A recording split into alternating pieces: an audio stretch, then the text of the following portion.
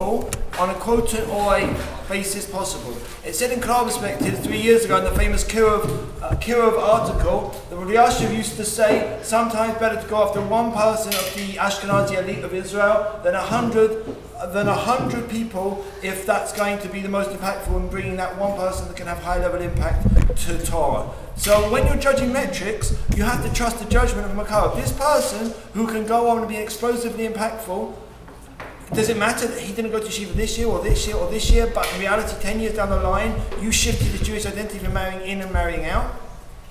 I would give his speech a 6 out of 10. Who agrees? I think that's how much it impacted you. I don't know, I saw one face that looked like a 9, one face that looked like a 4. Who are we to judge how impactful things are to a whole room full of people? It's a nonsense. The idea is to pick the people, to trust the Makarov that you can identify somebody that is shy to growth in holiness and shift in Jewish identity, to take that person, to mold them, to provide them a perspective and a enjoyable experience whereby you are not treating a person like a disposable article for your numbers and for your relationship. And now I've met my 20 people who smiled that day, so I can go back to the bar and hang out with a guy that I really like.